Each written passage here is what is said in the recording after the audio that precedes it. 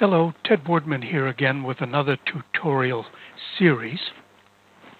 We're going to take a look at mapping patterns onto 3D surfaces. This is a relatively straightforward, generally very useful process. It helps understand how mapping works. It helps understand how patterns can be sized correctly for real-world situations. Now, for those of you that use 3ds Max Design, there is a quote-unquote feature enabled called real-world sizes. This allows you to use built-in Autodesk materials with particular maps for many architectural situations generally, and they will size accurately every time by allowing you to set one simple adjustment. That's fine, except when you come to a situation where you want to use your own custom maps that don't fit the dimensions of the Autodesk maps. Then everything becomes confusing. So if you are a 3ds Max user, a design user, here's what I recommend. If you go into the Customize pull-down menu and go to Custom UI and Default Switcher, Custom UI and Default Switcher, you will see here that you are probably using Design Viz with Mental Ray or one of the other Design Viz settings. Highlight in the left column max.mentalray, and then make sure you're using the default UI scheme in the right. Click on the Set button. Now this will change a lot of settings in your 3ds Max Design.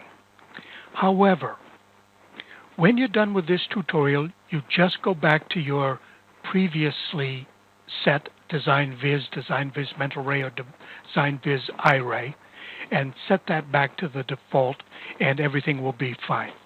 So when you have max.mentalray highlighted in the left column, default UI highlighted in the right column, click on the Set button, and then you're going to need to restart 3ds Max.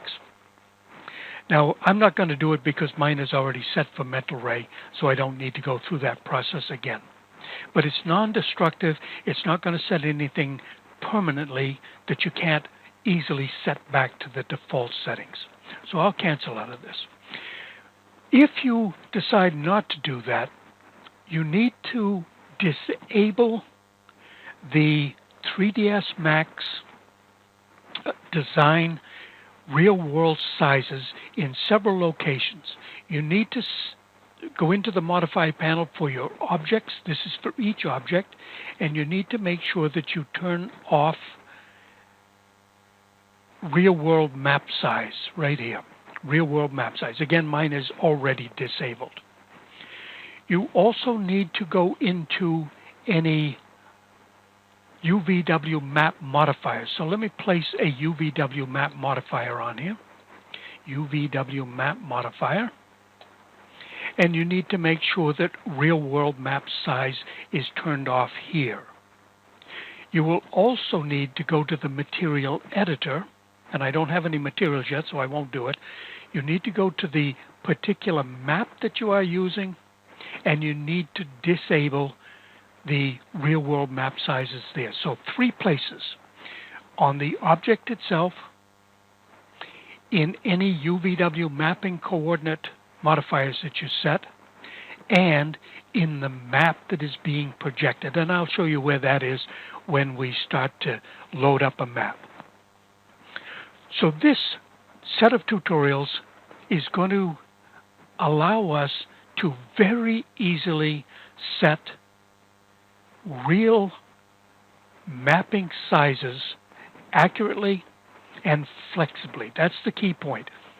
Using the real-world map sizes, we're stuck with AutoCAD maps that are specifically shipping with the program.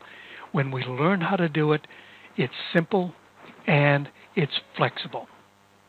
So when we come back, we'll start the actual process of learning all about mapping in 3ds Max.